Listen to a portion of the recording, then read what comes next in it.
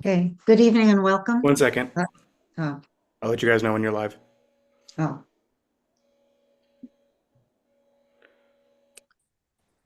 Okay, you guys are good to go. okay. Good evening and welcome. The League of Women Voters of the Hamptons, Shelter Island, and the North Fork is pleased to be sponsoring this virtual debate for the candidates running for two different offices in the village of Southampton. First part of the debate will feature the trustees. We have three that are running for two positions on the board, and the second part of the debate will be between the two candidates for mayor. I'm Kathy Kenny. I'm a member of the League of Women Voters from Shelter Island and will serve as moderator. Joining me off camera this evening is Arlene Herkemeyer, who's our publicity chairperson, Ellen Goldstein, who's my backup if I lose my link, Mary Pellicane, who is the League of Women Voters debate coordinator in Southampton. And on camera, you'll see is Eileen Mercer. She's very important because she's the timekeeper. She'll hold up a sign to indicate how much time you have left. Just a quick word about who we are.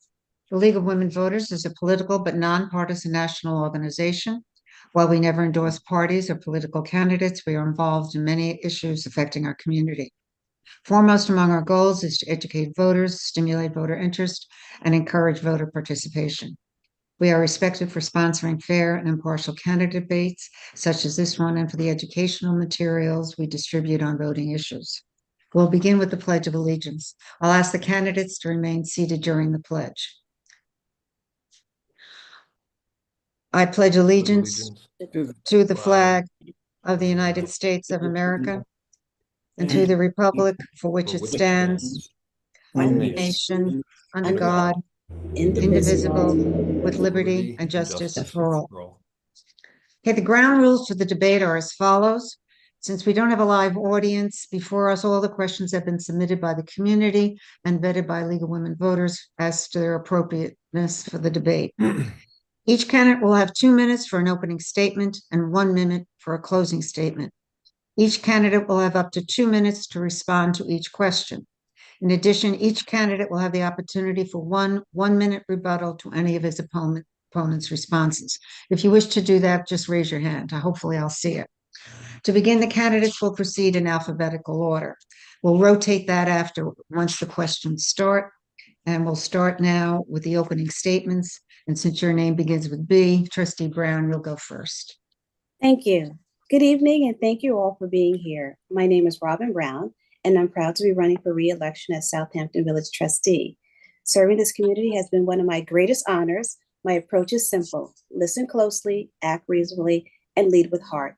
As safety liaison, I initiated our drone patrol and jet ski rescue initiative, added electric bikes for police and ambulance for better crowd patrol, and I collaborated with the police department to enhance commercial vehicle enforcement by providing scales for our officers, giving them an additional tool to address unsafe trucks on our roads.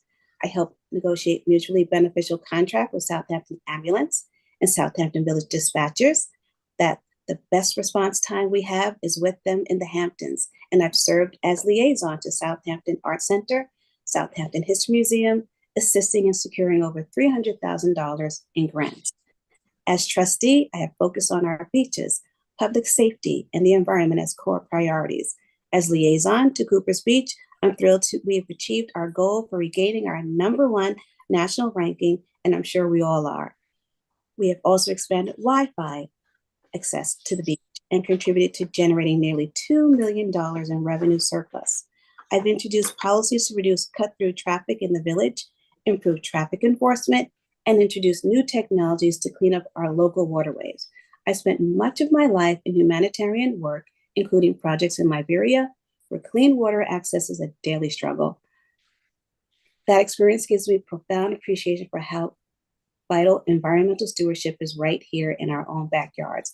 I'm running for re-election because there's more work to do. I will continue to approach every decision with dedication and a strong sense of responsibility to our community. I want to continue building a village government that reflects our values and protects the place we all love. Village government is finally working the way it should, steady, effective, and focused on progress. I would like to be the trustee that helps continue moving the village forward. Thank you. Thank you. Mr. Coburn? Thank you to the League of Women Voters and Kathy for hosting this debate and for all the work you do leading nonpartisan advocacy and voter awareness and engagement. When I was 6, my mother brought me to a League of Women Voters event, first political experience of my life. She couldn't find a babysitter. And she and both of my grandmothers were members of their local leagues. I know she'd be glad to know that you're still doing all this work and proud that her son has graduated from the audience to the dais. So I've loved Southampton since I came here 35 years ago and knew I had found my new home. Growing up in a small New England town made me love history, historic places, and old-fashioned values like kindness, fairness, and community service. Despite the hard knocks of 25 years on Wall Street, I still believe in those values. For the past 15 years, I've been fortunate to make my love of historic places my work, having restored and preserved the Watch Case Factory in Barron's Cove in Sag Harbor, the Pridman Hotel on Shelter Island, and my own 18th century home here in the village. I've had the honor of serving on the board of the Architecture Review and Historic Preservation under 2 mayors. I've also been appointed by multiple mayors, including our current mayor, Bill Manger, to serve on village environmental committees and co-wrote the village's plans for long-term restoration of our open waters. I'm running for 3 reasons. First, my experience in historic preservation, environmental protection, and site development has given me skills to address critical issues facing the village like septic treatment, traffic improvement, renewable energy, and infrastructure. Second, communication has been a key to my business success, and I want to use those skills to help keep residents informed about the village. And third, having heard residents' concerns that the consistent 4-1 split seems to stifle both imagination and deliberation, I'm running as an independent to change that. I want to improve transparency and accountability, and I want to help preserve the historic character and charm of our village. Thank you. Trustee Stevenson? Thank you. Tonight, you will hear our opponents talk about what they see as wrong with our village and the leadership Mayor Menger, Trustee Brown, and I have provided. They will say Southampton is in crisis, is heading in the wrong direction. It gives me pause to wonder if we even live in the same village, because when I look around, I see so many good things happening in every key area of village life. Reducing cut-through traffic on our side streets, supporting our police and our amazing volunteer first responders, controlling overdevelopment, protecting Agawam and Old Town Pond. We have made and will continue to make significant accomplishments. Our green initiative and solar arrays will enable your village government to produce more clean energy than we consume and reduce our carbon footprint by 1,000 metric tons a year.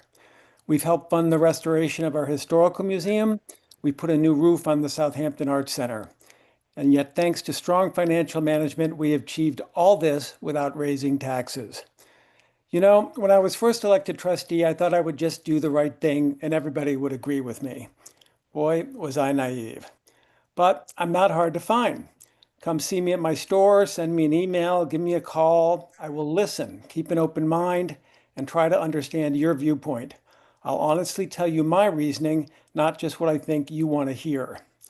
I've learned how important it is to listen, to try to understand other points of views, to be open to changing my mind, but at the same time, having the courage to make the decision that I believe in the long run provides the greatest good to the greatest number of people. I've learned that while it's gratifying to have the approval of those who agree, it's even more rewarding to earn the respect of those whose opinions differ from having listened to and considered their views. Thanks to the League of Women Voters for hosting this debate. I look forward to sharing with you my thoughts on the important issues facing the village. Thank you. Thank you. Now, the first question, Mr. Coburn will go first, but I have to alter the question a little because he wasn't on the board at the time this event took place. So the village has hired a police officer who was cited in an off-duty incident 4 years ago that involved alcohol during a motor vehicle accident. As a result, he subsequently resigned from his previous assignment as a police officer where he served in another town. So this for Mr. Coburn is, do you approve of this hire? Why not? Well, as you stated, I wasn't on the board at the time. I want to say a few things first, and then I'll get to the heart of your question. I think, like my fellow candidates here, support our police. I think we have a very fine police force. Had the privilege to spend some time with the chief recently, and have known her for many years, actually, on her beat and on her patrols. So I'm very proud as a village resident of the police force that we have. I think from what I know from the public record, don't have anything other than the public record. It's a little bit unfortunate that this issue wasn't discussed. I know from discussions with various people that there's a belief that that incident was in the past of the officer and that there's been a change and that it was therefore not just an acceptable but a good hire. I take that at face value. But it would have been, I think, a better practice for some of this to have been disclosed. I know personnel issues are delicate, but it shouldn't have been a surprise to at least one of the trustees and should not have come out in the press without some better explanation from the board. Thank you. So the question now turns to Trustee Stevenson. The question as it's going to be posed to you is, what was your thinking in selecting this officer? Was there no other qualified candidate from the civil service list? Well, thank you. As Mr. Coburn said, we have a very, very good police chief in Suzanne Hertow, and she recommended to the board that we hire this individual. He was actually, I think, in the top 3 of the civil service list, which is where you have to be, and those are the only 3 candidates that you can hire from. The chief explained that she had thoroughly investigated the accident, that he was not given a ticket or even taken into any kind of legal situation, and that it was really an unfortunate incident for a young man who appeared to have turned his life around and wanted to serve the village that he was from. So, as far as discussing it with the public and the press, I mean, these are personnel issues. They are discussed in executive session. In many cases, the person's name is not even released to the public to keep his personal details private. So to even insinuate in any way that this was a lack of openness or transparency is patently false. We hired the best person that we could at the recommendation of our police chief, who surely knows more about it than anybody else. So that's the way I feel about it. Thank you. And the same question, do you want me to repeat it, Trustee Brown? No, thank you. I will probably agree with my colleagues in saying that the first thing is that we have to rely on the experts, and that is our chief of police. She has shown herself to be one exemplary and excellent in reviewing candidates, and the workforce that she has and the work productivity that they have produced has been exemplary. So I believe in second chances, and I believe in the chief as she felt as though that he deserved a second chance, as I do, and I believe we all did, that he was worthy of this opportunity. He scored well on his exams, and we are people of second chances. As far as personnel being revealed, all trustees are given the same information at the same time. All trustees have the ability to speak to the chief of police to inquire anything more. There's always the ability in executive session to call in officers to speak beforehand. So I do believe that we made a good choice. He has shown himself exemplary, and we believe in second chances and respecting our chief of police. Thank you. Thank you. The next question relates to transparency. Mr. Coburn, you will go first. I How just will went you- first, I believe, sorry. I'm sorry, Sorry. Mr. Stevenson. How will your leadership promote transparency, board harmony, and encourage citizen engagement despite differing opinions and pressure from special interest groups? Well, if you compare the last 2 years of the Southampton Village Board, there was a marked increase in civility and decorum and open discussion than had been the case in the previous mayor's administration, and I'm extremely proud of that. My opponent, Mr. Coburn, often states that he doesn't think we do a good enough job letting people know what is going on. Now, letting people know what's going on is an admirable goal, and I am all for it, but it's hard to ensure that everyone is fully informed because we really do try. We hold 2 meetings a month. We post the agenda for our meetings online. Every meeting is recorded so residents can view them. We post to Instagram. We publish newsletters. Yet there are usually fewer than 20 people that attend our board meetings. And for the most part, they're the same people at every meeting. I don't believe this is because our residents are apathetic or don't care. And it's certainly not because your village government is not open or transparent. What I believe is that the people of our village elect their officials to make decisions and trust them with their vote in the election for the people that they think are going to make the decision in the best interest of the village. They have a life to live. They are going on, and until something dramatically happens next door to them, it's very hard for any village organization to get everybody actively engaged as hard as we try. Can I So interrupt you for a second? The part of the question goes to how are you going to create board harmony, encourage citizen engagement? I think you answered the first part regarding transparency, but how would you promote harmony, encourage citizen engagement?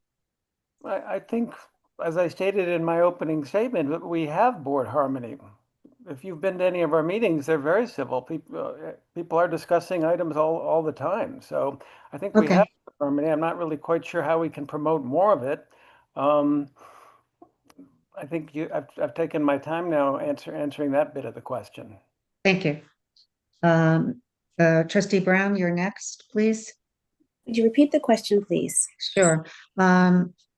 How will your leadership promote transparency, board harmony, encourage citizen engagement despite differing opinions and pressure from special interest groups? I will say, as far as having things more transparent, I think we are transparent. We keep within the guidelines of how things need to be posted. We keep within the guidelines and taking the next steps, which is putting things on Instagram. And also, I've suggested to the village administrator and at meetings to make sure that we have things listed on our outside kiosks. We do understand that everyone may not be looking at the paper. We do understand everyone may not be looking at online or online. We do understand this. So we are trying to do something innovative this time. And this time we're putting things on our kiosks so that you have access as far as online, at the outside kiosk of Village Hall, and in the newspaper. And as far as hearing our residents, we're out there as much as possible, at least I am, and I'm sure others are, because everyone does not necessarily feel as though they're coming to a boardroom. And we have to present ourselves, and I try to present myself in a welcoming way so that people are comfortable to speak in those fashions and their concerns. And it's important to let people know that we hear things. I think at a board meeting, we're trying to explain to people more is that when we're having a conversation, it's a conversation. It's not that we are changing something or implementing something. It's a time for people to express their concerns, give their suggestions, and we'll continue saying this in a welcoming way. We want to hear from you. These are the avenues we can hear from you. And if you have suggestions, we're willing to hear it. Okay, Mr. Coburn? Sure, a few things. I like Trustee Brown's enthusiasm for communication, and the kiosk is not a bad idea, but in a world where people rely more on digital communications and where the vast majority of our residents are not full-time and are here only on the weekends or seasonally, I'm not sure that a kiosk will move the needle much on communication and transparency. Mr. Stevenson has said that there has been communication, but I know for a fact that there was no public presentation of the look and feel of the solar array that went into the Jobs Lane parking lot. There was no public discussion of the specific changes that were going to be made to traffic in front of the movie theater a year and a half ago. While both Mr. Stevenson and Ms. Brown have been on the board, we had a change to Chapter 65 of the Village Code. The notice for the meeting said amendments to Chapter 65 of the Village Code. What actually took place was a wholesale replacement and enlargement of the entire chapter and a tightening of the criteria for reviewing historic structures under the code. That's a lack of transparency. No one could have known before the discussion started what was going to be discussed. So these are the things that I mean when I say I want to increase transparency. In terms of citizen engagement, I think the two go hand in hand. If we can solve the better communication and better expectation setting, more complete disclosure up front, then citizen engagement will take care of itself, I believe. I would also just say I think we ought to allow public comment at both of the monthly board meetings, not just one. And I would like to see that moved to the front of the meeting rather than making people wait, in some cases, 45 minutes or an hour or longer in order to make their public comments. Thank you. Mr. Coburn, you'll get the next one. This has to do with traffic issues. I think Hello. Trustee Brown has her hand up, excuse me. Oh, you Am I have allowed to rebuttal? say something again? As I respect Mr. Coburn has expressed his opinion, the fact is, if the needle is moved forward a lot or a little, we are taking the effort to show our residents that we are trying other options to better communicate, not just the options that we should do lawfully, which we do, not just so we are being creative. So please do not take that lightly as we respect what you have to do. I happen to know that some residents think quite fondly of it. Thank you. I said it was a good idea, just in my opinion, not enough. The next issue relates to traffic. Southampton Town Highway Superintendent Charlie McCardle has called the County Road 39 traffic experiment to expedite the rerouting of trade parade cars and trucks out of the area a success. How are Southampton Village roads, including Hill Street, impacted? Would you support continuation of this experiment? What ideas do you have about easing the traffic flow in the village? Who's the question for? Mr. Coburn. Okay, I'm sorry. You So want how me would to- I do that? Well, first of all, I live on Hill Street, and I've had the advantage/disadvantage of watching this traffic problem build from a small issue on Hill Street 10 to 11 years ago to a larger issue 6 or 7 years ago, and then obviously in the last 4 to 5 years, an issue that's pretty much exploded throughout the Western Village on a daily basis and through much of the village from time to time, going back through, in fact, through the center of the village on bad evenings. I've said before, the traffic problem is caused by a demographic shift, which has it creates other challenges for the village. We've lost 22,000 roughly members of the workforce who used to live and work east of the canal due to the shift from full-time to part-time residents. We've also grown the employment on the East End by about 3,000 jobs. This is in the last 25 years or so. And the people who've moved into those houses as part-time residents have more service providers, 3, 4, 5 service providers per week sometimes. So that adds 5,000 to 8,000 cars a day. It's a regional structural problem. Getting to the traffic experiment, I would say, seeing this every day while the experiment was going on, traffic volume didn't come down on Hill Street, but it moved more quickly. And I understand the same was on the highway. I would encourage for village residents that we continue at least some version of this plan because it did make a difference. I think that's enough, actually. That's what I would say. Okay. Trustee Brown. Thank you. Yes, I believe we all understand that this traffic that we are encountering is not just from the village, but meaning the responsibility that we together, the county, the town, the village, have to come together to resolve this. And we've made a start at this. One thing that I've worked along with my colleagues is to enforce the commercial vehicle safety. And we now have the proper signage. We now have the scales for our officers that can look into these overweight vehicles. And the reason why this is important, 1, because of safety, and 2, because if these vehicles are going to come through our roads, they're going to be safe. But we're hoping, as we're seeing that they are being warned and summoned, that they will think twice before coming into our village streets and stay on the main service road. We're doing all that we can.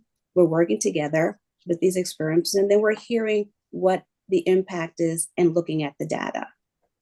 Thank you. Mr. Stevenson, Trustee Stevenson.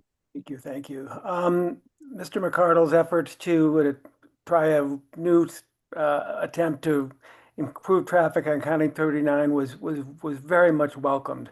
We can't just sit out here, wring our hands and say there's too many cars, not enough roads, what are we going to do? The traffic's terrible. So I was extremely happy that he made the effort, and I was even happier to see that after the first day or two of people trying to get used to it, it did increase the flow of traffic on 39, and it did alleviate some of the congestion that on our residential streets and Hill Street in Southampton. I advocated increasing our police department manpower to help deal with traffic issues on Hill Street and the side streets. And as a result of enforcing the no right turns off of Somerset, Bishops, and Corrigan, we have greatly reduced the amount of cut-through traffic. Going forward, we must look at doing the same thing for the other side streets on the south side of Hill, Lee, Captain's Neck, and Halsey Neck. The whole Somerset issue to me was a very good example of how government should work. The folks on Somerset were taking the brunt of the cut-through traffic because they're the most westward, and they wanted the government to close the road. And I felt in doing this, it would put additional burden on the Bishops and Corrigan streets. So I advocated let's ramp up the enforcement. Let's stop the cut-through by enforcing the laws, not by closing the road. And we've done that. And I've heard from the folks on Somerset that the cut-through traffic is greatly reduced. And I've heard from the folks on Bishops and Corrigan that their situation is much better. So in the end, we did the greatest good for the greatest number of people. And that's what I set out to do. So that's my thoughts on traffic. Thank you. Okay. The next question May I- concerns. Sorry. may I Oh, I'm comment? sorry. Go ahead. I just wanted to partially agree with Mr. Stevenson, just to amplify a little bit. I spoke with both the prior mayor and the current mayor early on in his term about the need to enforce what had been a bargain anyway, which was enforcing no right turns. The village chose not to do that, unfortunately, and then following the unfortunate accident in December, it ramped up, and it's been very successful. It may not be the right long-term solution, but it's really worked well from the time they began stepped-up enforcement in mid-January. For 6 or 7 weeks, and some of that's continued, and the impact has been great. So I applaud our police department for doing that, and I think it buys us time to see if there are other more permanent options with less manpower involved. Thank you. The next question is also related to traffic, and it relates to closing Pond Lane. So Trustee Stevenson, you would go first. Do you support the proposed closure of Pond Lane? Would you be in favor of closing it entirely, converting it to a one-way, or keeping it open as is? Well, let me first state there is no proposal to close Pond Lane. There was an idea to create a park on the grounds overlooking Pond Lane that Mr. Paulson owned, and he was willing to donate those lands worth over $13 million to the village and finance the creation of a wonderful park. And the village had to look at this because I thought it would be a tremendous asset to the village. The community spoke. The community said even though Mr. Paulson would decline to do the park in the event that the people did not want to close Pond Lane, that's what the public decided. But there is no proposal to close Pond Lane. Let me make that clear. Mr. Paulson's moved on. The CPF fund has acquired half that property and is in exchange for putting our algae skimmer in Dozier Park, and there is no plan to close Pond Lane. I do feel Pond Lane needs to be remediated. It's fallen apart. It's dangerous. It's curvy. The geese are on the road. The runoff from the road goes into the lake.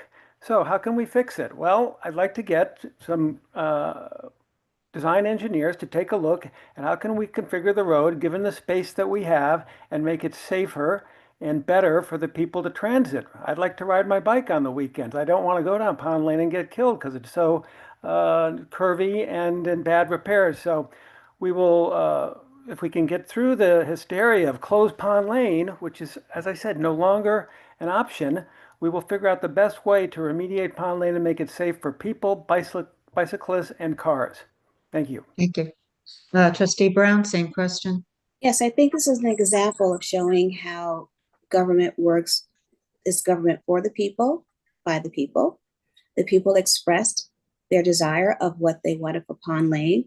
And now as trustees, we're here to make that request and for the best. Meaning, let's look at how we can repave this and make it safe. We understand that the curb on it, so it needs to be evaluated by engineers. It needs, I would suggest it be repaved and repaved in a fashion that is safe. Once again, this is an example of having discussions, hearing the people, and moving on what the people are asking for. Thank you. Mr. Coburn? I'm glad to hear that Pond Lane is closed. I know it hasn't been on the agenda, but there was never a formal announcement that the proposal had been withdrawn or the board had stopped considering it. So this is a communication issue. I would have, just to remove the confusion that I think exists in the village, I think it'd be helpful maybe for the board to make that statement so that people aren't confused going forward. I think there's an ability to do what the other two candidates have said in terms of reviewing ways to change the road.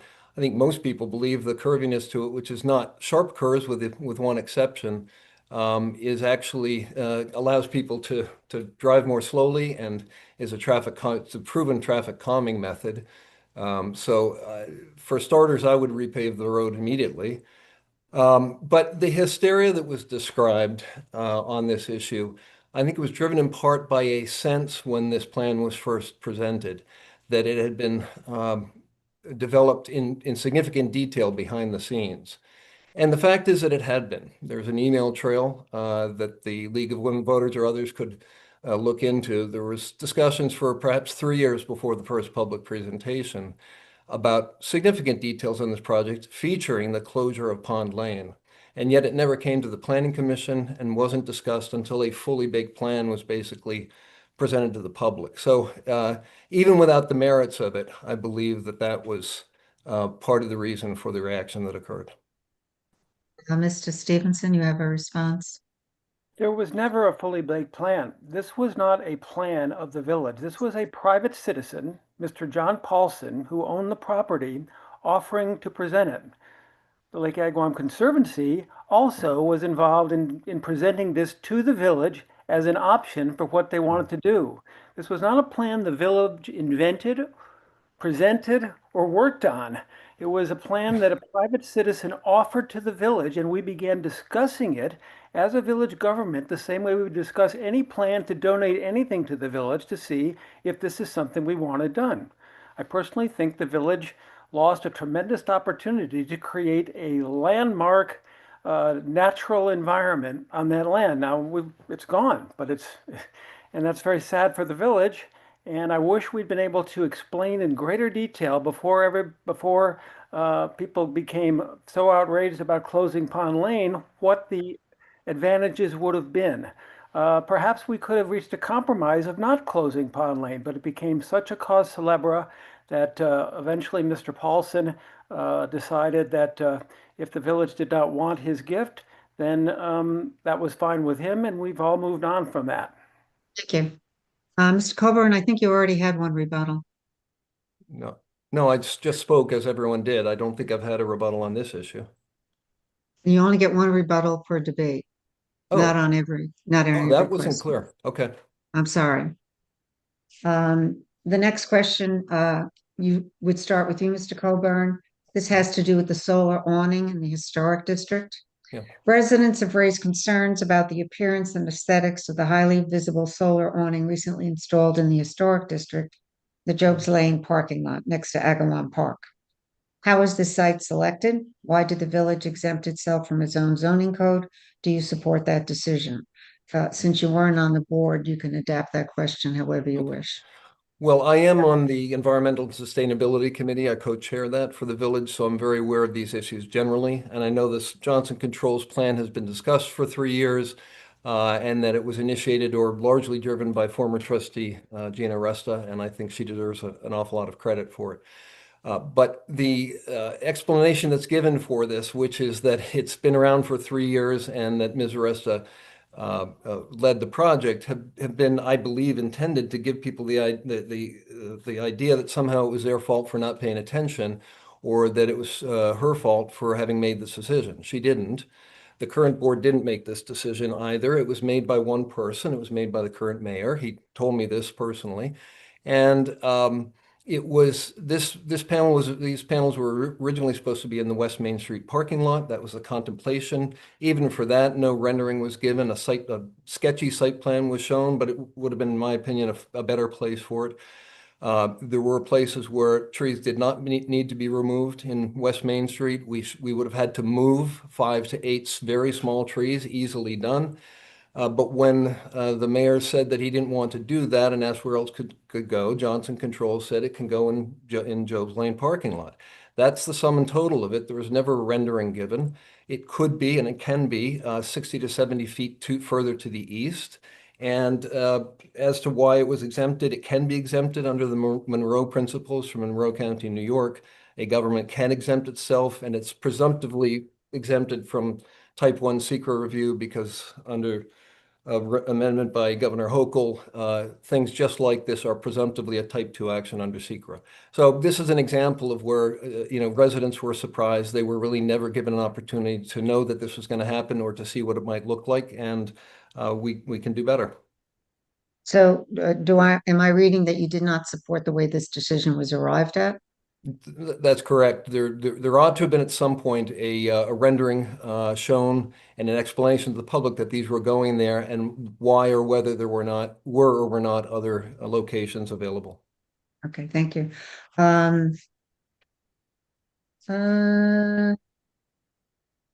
Trustee Brown, you're next, please. Do you have the question? You want me to repeat the question? Thank you. You can repeat the question. Thank you. This relates to the solar awning in the historic district. Residents have raised concerns about the appearance and aesthetics of the highly visible solar awning recently installed in the historic district in Job's Lane parking lot next to Agawam Park. How was this site selected? Why did the village exempt itself from its own zoning code? And do you support that decision? I do support that it was provided to our residents. And what I will say is that I will take some ownership if people did not feel as though it was not presented in the best fashion to them. There's always room for improvement. So I would be glad to hear what our residents would suggest going forward, besides what we did as far as legally making everything viewable and presenting it to them and posting it. If there's anything more that they'd like, I'm willing to hear it and to take ownership that we can do things better. We can all do things better. That's what's important about Village. We have to be able to accept those terms and move forward. And moving forward, we can do things better. Thank you. Trustee Stevenson? Thank you. A few years ago, the Village of Southampton, a resolution initiated by the former Mayor Warren, engaged with the New York State Clean Air Act, which requires municipalities to achieve carbon and energy efficiency standards, which we were very far from at that point. So we have replaced many of the inefficient systems in Village Hall. We've installed solar panels on the police department roof. We've installed solar panels at the ambulance barn. We have done everything we can, and to this date, we're on the way to achieving energy and carbon neutrality. Now, being green, saving energy, preserving our environment, those are good goals. We hired an internationally recognized and reputable firm named Johnson Controls to help us do this. They suggested other sites for the solar panels because the ones on the roof of Village Hall, the police department, were not enough to generate the energy needed to meet New York State goals. So they had to put one more someplace else. The west parking lot is very visible. Everybody who comes to the Village goes into the west parking lot. The Job's Lane parking lot, I have a store at 69 Job's Lane across the street from the parking lot, and I cannot see the solar array. Is it the most beautiful thing in the world? No. Is it in the backyard of the Halsey house? No. It's in a parking lot facing the back of all the stores on Job's Lane. You can't see it from Job's Lane.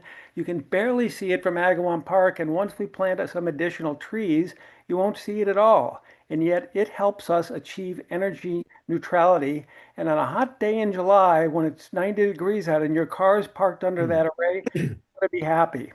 Thank you. Thank you. The next question relates to the expansion of the historic district. Trustee Stevenson, you'll go first. Last fall, the village received a New York State grant to study the expansion of the historic district in the northwest and southern portions of the village. Some homeowners in those areas oppose the expansion because it would increase scrutiny and might put limits on what they can do to expand or renovate their homes. What is your opinion about the expansion of the historic district?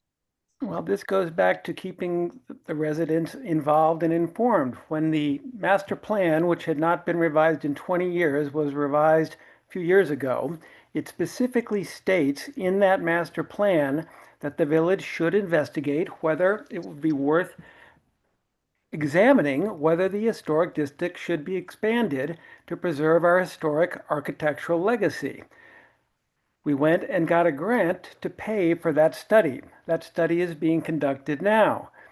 When the study is completed in the fall, it will be up to the people to decide whether or not the assets that are uncovered by that study are worth expanding the historic district into.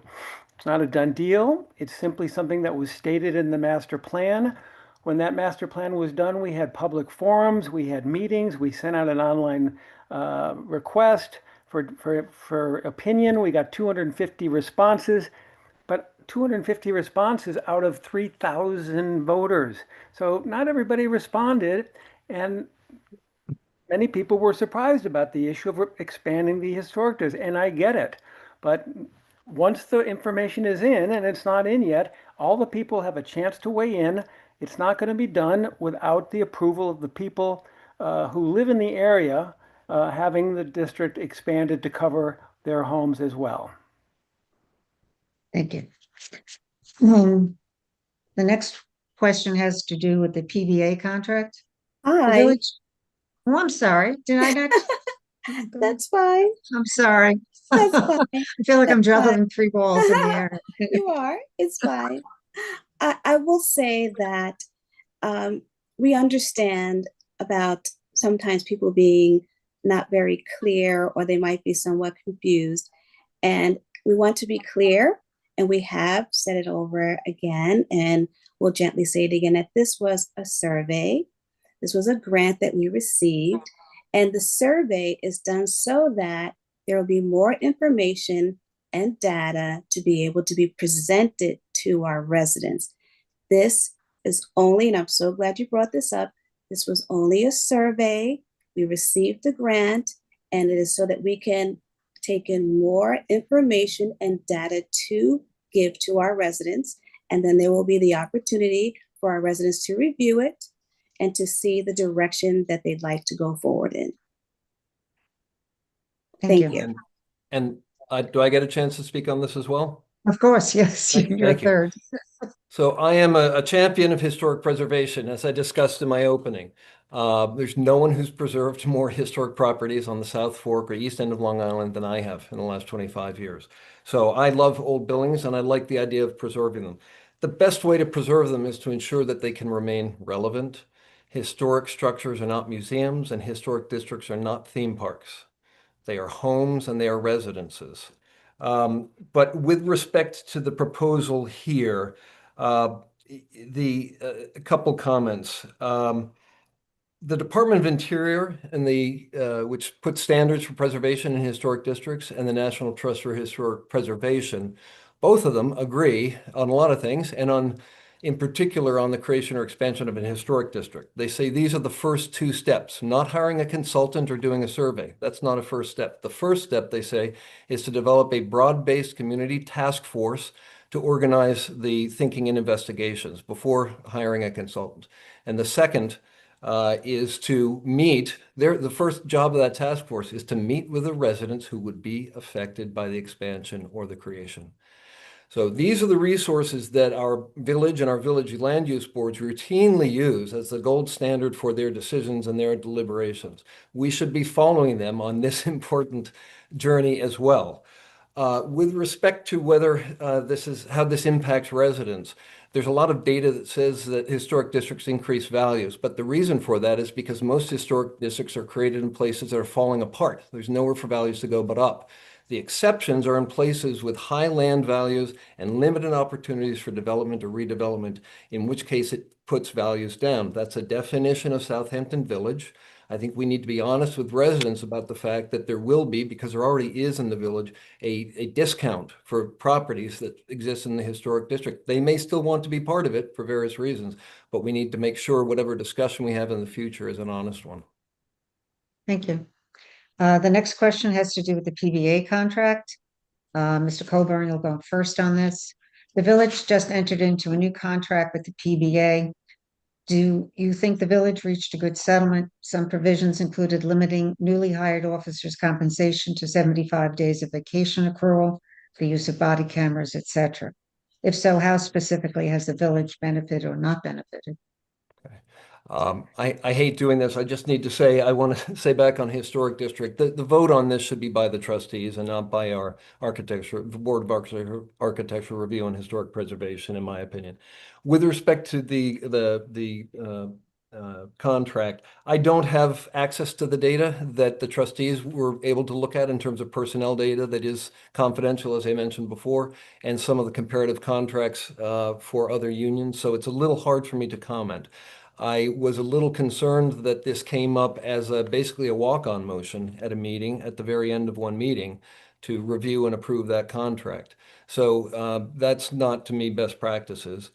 Having said all of that, and I want to be clear about this because I don't want Roy and Robin to attack me too much. I do appreciate the job that the current trustees, all of them, all 4 trustees and the mayor have done in reestablishing relationships with first responders and emergency personnel in the village. It's very important.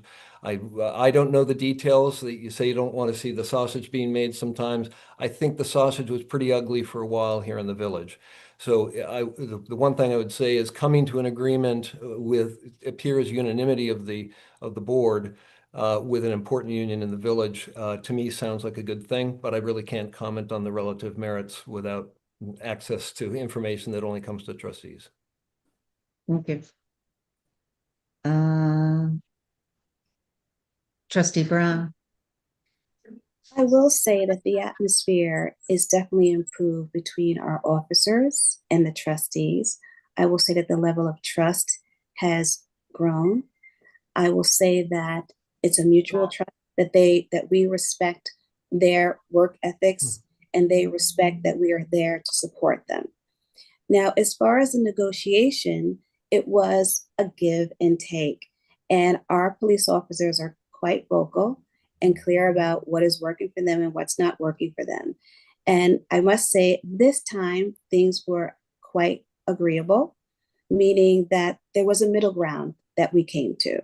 And they understood that some of the requests that even the chief of police did support, as far as vacation and time and when they would take their vacation, is because it was a concern of making sure that we had enough manpower in the summer to enforce that we need as far as safety and traffic. And our officers understood that, and we came to an agreement with it. That and other topics as well. So I would say that we are moving forward, and there's a good relationship here, and there was a give and take and a mutual beneficial between us, and led to a good contract. Thank you. Mr. Trustee Stevenson. Thank you very much. I'm extremely pleased about the resolution of the PBA contract. I'm a strong advocate of our public safety officers. My own expertise is being as the liaison to the fire and ambulance departments. Of course, those are our volunteer organizations, and I'm particularly proud of the part I played in rebuilding our relationship with them. But as far as the police department, as Mr. Coburn has indicated, the relationship with the police department was extremely trying for many years, and we've done a great job of rebuilding that trust. The fact that Mayor Manger was able to negotiate a contract, and as Trustee Brown says, there's a give and take in any negotiation, but was able to get 3 very key takeaways, I think is tremendous. The first takeaway, again, as Trustee Brown alluded to, is that we are a summer community. We need people, our police officers, working in the summer. And one of the changes in the contract was a reduction of the number of vacation days and time off that our officers could take during the summer months.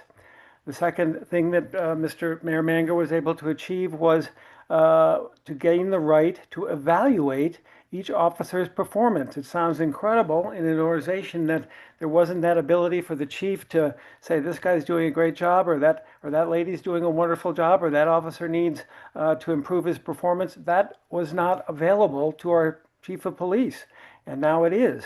And finally, in this area of inflation and rising costs, Mayor Manger was able to negotiate an agreement that averages about 3% a year salary increase, which is very reasonable and helps the village balance its budget. So I think it was a very good contract for both sides, and I'm glad that we have it. Thank you.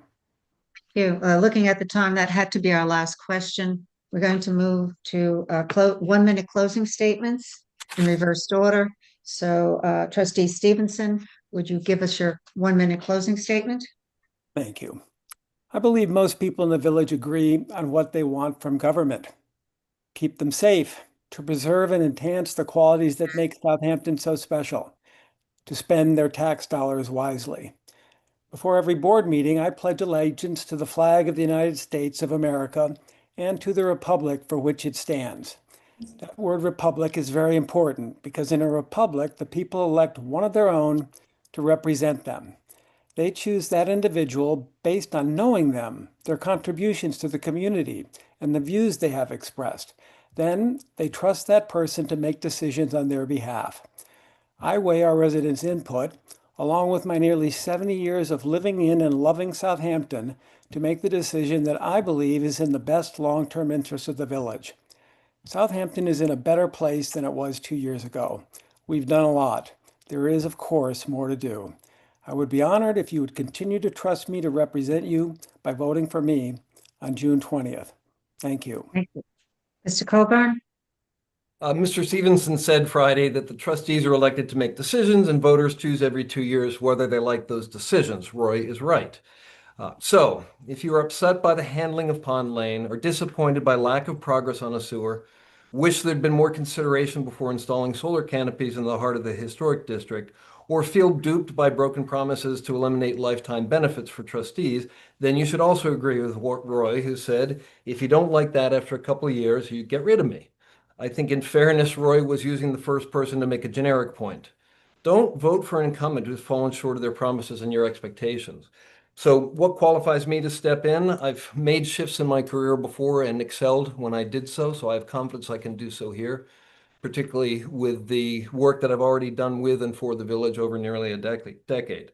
But you don't have to take my word for it. Former mayors Hattrick, Epley, and Irving, who know the job requirements and know me, have all endorsed me, as have 10 recognized business owners and leaders in the village. I promise openness, communication, resident input, imagination, and integrity in my work as your trustee. Thank you. And finally, Trustee Brown? Thank you again for the opportunity to speak with you tonight. I believe in the village, its people, its potential, and the unique character that makes Southampton so special. And I believe we can preserve the village the way we hold it so dear, because we have a proven track record of tangible, positive results. As your trustee, I've served as liaison to Southampton Arts Center, Southampton History Museum, Cooper's Beach, and public safety. My top priorities are keeping our community safe, improving traffic flow, restoring Cooper's Beach to #1, and protecting our natural environment for generations to come. I've always tried to lead with accessibility, transparency, and integrity. I don't shy away from tough conversations. I do the research. I listen to all sides and keep fiduciary responsibility first in mind. And we've made real progress. This is not the time to turn back. With your vote, I'll continue doing the work with thoughtfulness, accountability, and a clear vision for the future. Allow me to serve the village we all love.